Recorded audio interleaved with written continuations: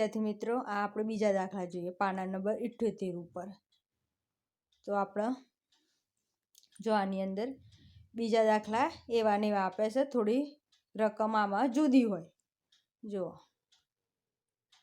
અહીંયા જૂથ બતાવ્યું છે એટલે તમારે ખબર પડી જાય કે 10 નું જૂથ છે। 10 પછી આ વત્તા 9 બરાબર કેટલા? તો 1 2 3 4 5 6 7 8 9 10 માં 9 ઉમેરો તો 11 12 13 14 15 16 17 18 19 કેટલા થાય? 19 જવાબ આવ્યો। હવે આની અંદર એકમ દશક બતાવવાના તો અહીંયા બતાવેલા છે, પણ હું તમને બતાવી દઉં કારણ કે દાખલા પૂછાય એમ એકમ દશક ના આપે તમારે શોધવાના હોય તો તમને આવડવું જોઈએ ને। તો જો 9 એકમ કહેવાય અને 1 દશક કહેવાય, પડી ખબર? તો આ એકમ 9 એકમ અને 1 દશક આમાં જમણી સાઈડથી ડાબી સાઈડે આપણે આવવાનું હોય।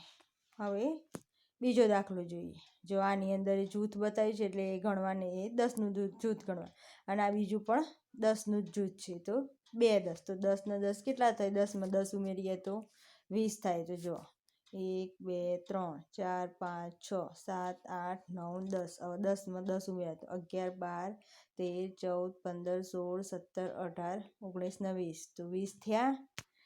કેટલા થયા? 20 જો એ લખ્યા। તો હવે જો અહીંયા તો છે ને તમને શું આપે? આ 10 નું જૂથ 10 નું જૂથ 10 ને 10 એટલે અહીંયા 10 માં એક પાછળનું હોય ને એ એમ કરીને દશક લખેલું છે, પડી ખબર? કારણ કે આ 10 નું જૂથ અને આ પણ 10 નું જૂથ એટલે આમાં આ છે એ અહીંયા બંનેમાં દશક લખેલું છે।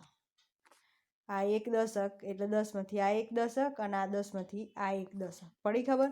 અને આમાં કેવું અહીંયા તમને જીરોનું કંઈ બતાવ્યું નથી, પણ હું તમને શું કહું કે ભાઈ આ રીતે તમને 20 આપ્યા હોય તો આમાં જીરો છે એ એકમ થાય અને 2 છે એ દશક થાય, પડી ખબર? પડી ને? અહીંયા તમને આપેલું નહીં, અહીં 10 10 નું જૂથ બતાવ્યું હતું એટલે એ રીતે તમારે 10માં જે આ 10 અને આ 10 એમાં આ જીરોનું અહીંયા બતાવ્યું નથી, એકમ દશક એમાં આવે ને એટલે આમાં બતાવ્યું નથી, પણ અહીંયાનો બંનેમાં એક એક બતાવ્યું છે એટલે આ બંને એ રીતે દશક થાય। પણ હું તમને એમ કહેવા માગું છું કે આ જે 20 સંખ્યા છે એટલે જો આવી રીતે આપેલું હોય તો તમારે આને દશક ગણવાનું, એ 20 આપેલું હોય તો આને એકમ ગણવાનું અને આને દશક। 0 એકમ કહેવાય અને 2 દશક કહેવાય। અત્યારે હાલ આપણે 2 સુધીની સંખ્યામાં જ એકમ દશક કરવાનો છે। ધારો કે આ 20 તો આ 2 સંખ્યા થઈ ને, તો આમાં એકમ ને દશક, પછી તમે થોડા બીજા ધોરણમાં આવશો, મોટા ધોરણમાં પછી 100 આવશે, 3 સંખ્યા આવશે આવી રીતે। ધારો કે જો આ 100 છે, 100 તો આમાં એકમ કહેવાય, આ પહેલો જમણી બાજુથી ડાબી બાજુ જવાનો તો આ પહેલો 0 છે, જમણી બાજુથી સ્ટાર્ટ કરવાનું, પછી આ 0 છે દશક કહેવાય ને આ 100 કહેવાય। તો એકમ દશક અને 100, પણ અત્યારે તમારે આ બંને વિશે મેં તમને શીખવાડ્યું, એકમ દશક વિશે, પડી ખબર તમને? એમાં પડી ને? આમાં છે ને જીરોનો ઉલ્લેખ કર્યો નથી દશક એકમ માટે, અહીંયા ખાલી 10 લખેલા હોય તો એમાં ખાલી આ એક દશકનો જ ઉલ્લેખ કર્યો છે, જીરોનું કોઈ એકમ બતાવ્યો નથી। પણ હું તમને એમ કહેવા માગું છું કે મેં આ 2 સંખ્યા આપી હોય એમાં આ જે હોય જમણી બાજુ એ એકમ કહેવાય ને ડાબી બાજુ હોય એ દશક કહેવાય, પડી ખબર? આમાં પણ આ 0 એકમ કહેવાય અને 2 છે એ દશક કહેવાય, પણ અહીંયા તમને આ 2 જૂથ આપેલા હતા એ 10 10 ના જૂથ છે, એ રીતે બંનેમાં એક એક દશક કર્યો છે, જીરોનો ઉલ્લેખ કર્યો નથી। અને જુઓ અહીંયા આ 19 જવાબ આવ્યો ને, તો 19 અહીંયા લખેલા છે ને કોષ્ટકમાં, તો તમારે પણ જો અહીંયા મેં 2 3 પૂર્યા છે 19, એ રીતે તમારે અહીંયા સુધી 19 પૂરવાના, પડી ખબર? કોઠામાં એ રીતે અહીંયા 20નો કોઠો આપ્યો છે તો અહીંયા સુધી તમારે 20 લખવાના, એટલે 10 થી 20 સુધીની સંખ્યાના તમને મેં દાખલા અત્યારે અને એકમ દશક શીખવાડ્યા અને દાખલા શીખવાડ્યા અને કોઠામાં પૂરવાની સંખ્યા કીધી છે। તમારે 10 થી 20 સુધીની પોતાની નોટમાં અને ચોપડીમાં એ પૂરવાની, નોટમાં 2 વાર લખવાની। ફરીથી તમને હું એ લેસન બતાવી દઉં કયું કયું કરવાનું છે। જો એક આ લેસન તમારે કરવાનું છે, પોતાની ચોપડીમાં 1 વાર લખવાની, ચોપડી પૂરી દેવાની અને નોટમાં આ 2 વાર કરવાનું, પડી ખબર? આ પાના નંબર કયો છે? 75। પછી બીજું બતાવું, પછી જો આ પાના નંબર 76નું છે.